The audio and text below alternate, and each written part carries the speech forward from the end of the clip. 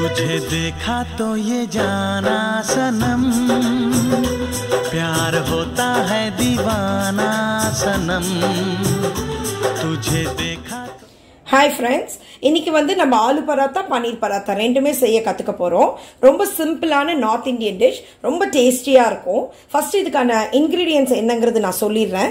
Ingredients எல்லாமே எப்பயுமே description பாக்ஸ்ல நான் அளவோட போட்டிருக்கேன். நீங்க அதை எப்பனாலும் செக் பண்ணிக்கலாம். இன்னைக்கு ஃபர்ஸ்ட் ஆலு பராத்தாக்கு சொல்றேன். 2 பொட்டேட்டோ நல்லா வேக வச்சு கட்டி இல்லாம மசிச்சு வச்சிருவோம்.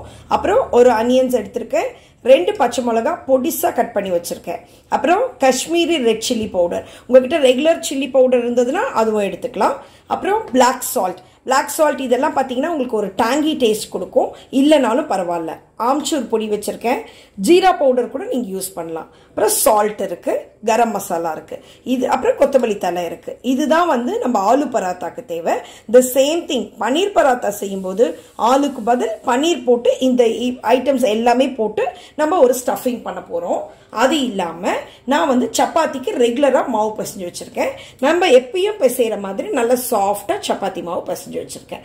இப்ப நான் ஃபர்ஸ்ட் ஸ்டஃபிங் எப்படின்னு சொல்றேன். அதுக்கப்புறமா நம்ம ஆலு பராத்தா எப்படி போட போறோங்கிறதையும் நான் உங்களுக்கு சொல்றேன்.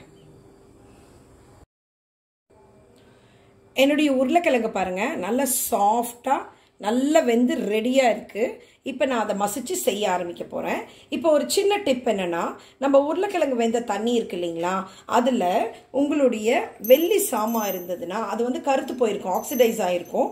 அதுல நீங்க ஊற வச்சுட்டு அதுக்கப்புறம் வாஷ் பண்ணீங்கன்னா நல்ல வெள்ளையாகும். It's a small tip from my side. இப்போ நெக்ஸ்ட் நான் இதை மசிச்சு காமிக்கிறேன். இப்போ ஆலு பராத்தாக்கு ஃபர்ஸ்ட் நம்ம செய்வோம்.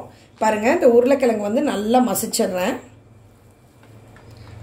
இது 2 உருளைக்கிழங்கு ஃபுல்லா கட்டி இல்லாம நம்ம மசிக்கிறோம்.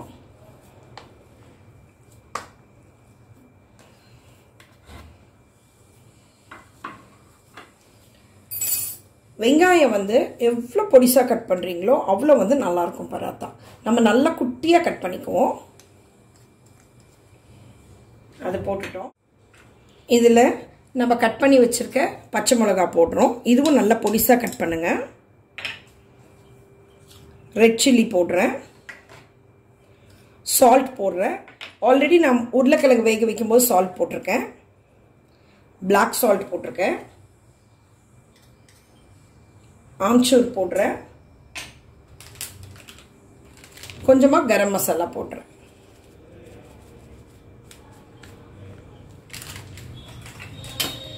இதோட கூட கொத்தமல்லி போடுறேன். இவ்வளவுதான் இந்த ஸ்டஃபிங். உங்களுக்கு நான் சொன்ன மாதிரி வேற ஜீரா பவுடர் அந்த மாதிரி எதுனாலும் நம்ம போட்டுக்கலாம். இது நல்லா கட்டி இல்லாம பிசையணும், அதுதான் மெயின். நீங்க கட்டி இல்லாம பிசைஞ்சாதான் உங்களுக்கு வந்து பராத்தா உடையாம வரும், இல்லைன்னா பராத்தா வந்து சரியா வராது.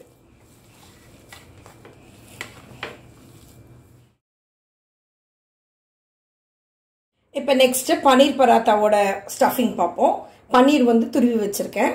நான் முன்ன சொன்ன அதே அனியன்ஸ், கிரீன் சில்லிஸ், கொத்தமல்லி தலை, உப்பு, red chilli powder, black salt, amchur, garam masala, இதே சேம் தான்.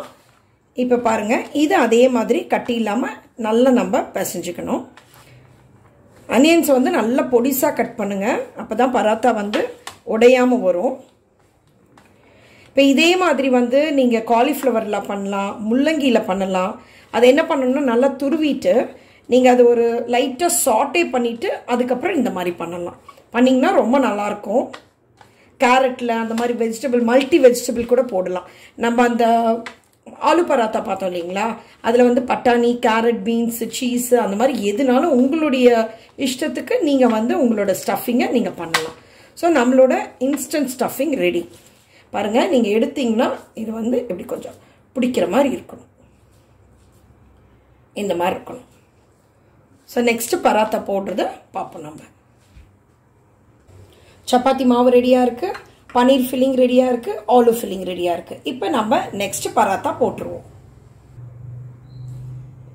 இப்போ ஒரு பெரிய பாலா ஒரு சப்பாத்தி மாவு எடுத்துக்குவோம். ட்ரை மாவு கொஞ்சம் நல்லா தாராளமாக போட்டுக்கோங்க, இல்லைன்னா ஒட்டும். கொஞ்சம் எப்பயும் போடுறத விட கொஞ்சம் பெருசாக போட்டால் தான் நல்லாயிருக்கும். அப்போ தான் நீங்கள் ஃபில் பண்ண முடியும்.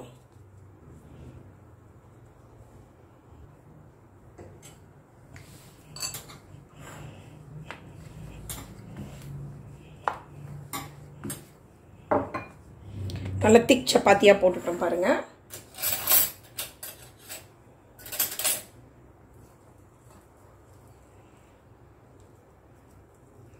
இப்போ இதில் அந்த ஸ்டஃப் வைப்போம்.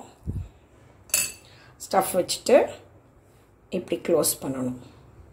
நம்ம கொழுக்கட்டைக்கெலாம் பண்ணுவோம் இல்லைங்களா, அந்த மாதிரி க்ளோஸ் பண்ணிட்டு நடுவில் மட்டும் அந்த மாதிரி க்ளோஸ் பண்ணிட்டு இந்த எண்டையும் இந்த எண்டையும் இப்படி மேலே கொண்டு வரணும். பார்த்திங்கன்னா ஒரு பொட்டலம் மாதிரி இருக்கணும், தெரியுதுங்களா? It's call potli. இந்த மாதிரி பொட்டலம் மாதிரி வந்து இப்போ இது எக்ஸ்ட்ரா இருக்க மாவை நம்ம எடுப்போம். It's call pinching. அப்படியே கிள்ளி கிள்ளி கிள்ளி கிள்ளி விட்டு இந்த எக்ஸ்ட்ரா இருக்க மாவெல்லாம் நம்ம எடுத்துருவோம். ஸோ அதுக்கு பாருங்கள், உங்களுக்கு வந்து இந்த ஸ்டஃபிங் அதிகம் வெளியே வரக்கூடாது. லைட்டாக வெளியே வந்தால் தப்பு இல்லை, பட் அதிகம் வரக்கூடாது. So this is C. இப்போ இன்னும் கூட கொஞ்சம் லைட்டாக மாவு டஸ்ட் பண்ணிக்கோங்க. வச்சுட்டு மெதுவாக நீங்கள் வந்து இதை தேய்க்கணும். ரொம்ப அழுத்தி தேய்ச்சிடாதீங்க, இல்லைன்னா இந்த மசாலா ஃபுல்லாக வெளியே வந்துடும். இது எண்ணெய் போட வேண்டாம், இந்த மாதிரி மாவு போட்டு போட்டாவே நல்லாயிருக்கும். அண்ட் இது வந்து கீயில் செய்யும்போது இன்னும் டேஸ்டியாக இருக்கும். பார்த்தீங்களா? இது அப்படியே கல்லில் போட போகிறோம்.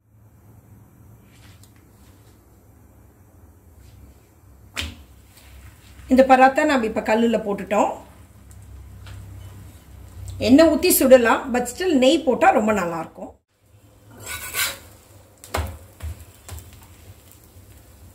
இது கடைசியாக கீ போடுங்க, இல்லைன்னா ரொம்ப புகஞ்சு வர்ற மாதிரி இருக்கும். கொஞ்சம் நல்லா வேகட்டும். இப்போ கொஞ்சம் நல்லா ரெட்டாக வந்திருக்கு. ஒரு 2 தடவை திருப்பி போடுங்க. ஆல்ரெடி 1/2 ஸ்பூன் ஆயில் ஊற்றிருக்கேன். இப்போ 1/2 ஸ்பூன் நெய் ஊற்றுறேன். இதுக்கு வந்து சைட் டிஷ்லாம் கூட நமக்கு தேவையில்லை, ஏன்னா இதில் வந்து மிளகாத்தூள், கரம் மசாலா தூள் எல்லாமே நம்ம போட்டிருக்கோம். இது வந்து வெறும் பிக்கிள் அண்ட் ஜஸ்ட் கர்டோட கூட நம்ம சர்வ் பண்ணலாம். இல்லை நீங்கள் கிரேவி வேணும் அப்படின்னா ஏதாவது கிரேவி நம்ம வச்சுக்கலாம். குருமா வச்சுக்கலாம், paneer butter masala, mushroom masala, egg curry, அந்த மாதிரி எதுனாலும் உங்களுடைய டேஸ்ட்டுக்கு ஏற்ற மாதிரி வச்சுக்கலாம். ரொம்ப சாஃப்டாகவும் இருக்கும், ரொம்ப டேஸ்டியாகவும் இருக்கும். ரொம்ப ஈஸியாக செஞ்சிடலாம். நம்ம இதெல்லாம் வந்து ஹோட்டலில் தான் போய் சாப்பிடணும்லாம் இல்லை. இது வந்து பஞ்சாபில் தான் வந்து ரொம்ப இது famous. It's Punjabi style paratha. இது நம்ம ஊரில் பரோட்டா செய்வோம், இது வந்து பராத்தான்னு சொல்லுவோம். நிறைய வெரைட்டிஸ் இருக்குது பராத்தாவில். This is one of the variety.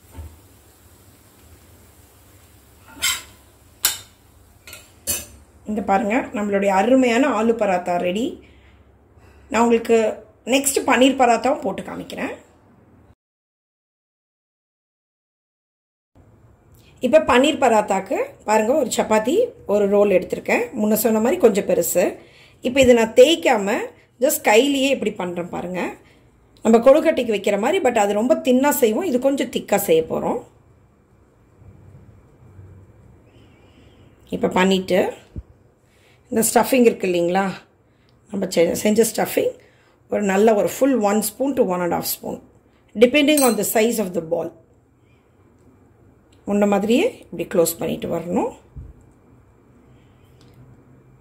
இந்த மசாலா தொடாமல் க்ளோஸ் பண்ணிங்கன்னா தான் அது வந்து நல்லா க்ளோஸ் ஆகும், இல்லைனா வெளியே வந்துடும், பராத்தா ஃபினிஷ் பண்ண முடியாது.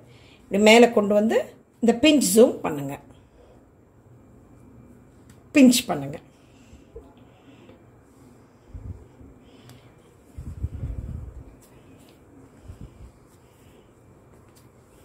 இப்போ நம்ம பராத்தா ரெடி ஆயிடுச்சு. முன்ன மாதிரியே லைட்டாக நம்ம திக் பராத்தாவை இப்போ நம்ம போடுறோம். நல்லா ட்ரை பவுடர் டஸ்ட் பண்ணிக்கோங்க.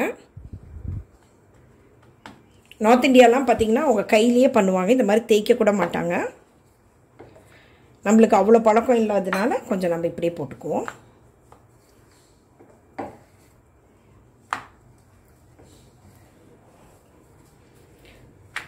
பாருங்கள், ஃபுல்லாக நம்ம க்ளோஸ் பண்ணதுனால அதிகம் பன்னீர்லாம் வெளியே வரல.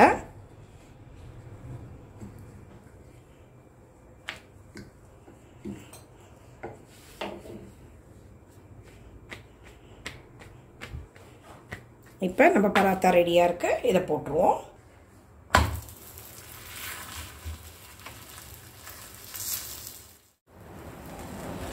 ஒரு அரை ஸ்பூன் எண்ணெய் ஊற்றிருக்கேன்.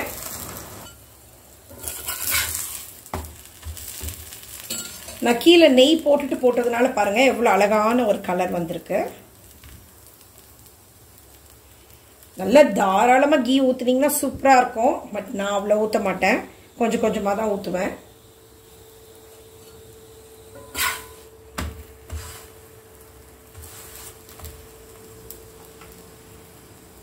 அந்த பச்சை மிளகாலாம் பார்த்தீங்களா,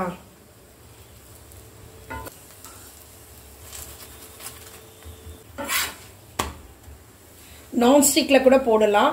பட் எனக்கு வந்து என்னுடைய தோசைக்கல் தான் எனக்கு பிடிக்கும். ஸோ நான் எல்லாமே இதுதான் யூஸ் பண்ணுவேன். நீங்கள் அந்த ஸ்டஃபிங் பண்ணுறது மட்டும் அந்த பூரணம் உள்ளே வச்சு ஸ்டஃப் பண்ணுறது நல்லா பண்ணிட்டீங்கன்னா ரொம்ப சீக்கிரம் சூப்பராக செஞ்சிடும். நம்மளுடைய சூப்பரான பன்னீர் பராத்தாவும் ரெடி ஆயிடுச்சு. அடுத்து நம்ம சர்வ் பண்ணிடுவோம். நம்ம சூப்பரான பராத்தாஸ் ரெண்டுமே ரெடி ஆயிடுச்சு. இது ஆலு பராத்தா, இது பன்னீர் பராத்தா. கூட வந்து நான் அனியன்ஸ்க்கு வச்சுருக்கேன், பிக்கிள் வச்சுருக்கேன், பன்னீர் பட்டர் மசாலா வச்சுருக்கேன், கர்டும் கொஞ்சம் வச்சுருக்கேன். கர்ட் மேலே ஜீரா தூள் போட்டு வச்சுருக்கேன் நான். நீங்கள் எதுனாலும் உங்களுடைய சாய்ஸ்க்கு ஏற்ற மாதிரி நீங்கள் சர்வ் பண்ணலாம். होता है दीवाना सनम, अब यहाँ से कहाँ जाए हम, तेरी बाहों में मर जाए हम, तुझे देखा तो ये जाना सनम,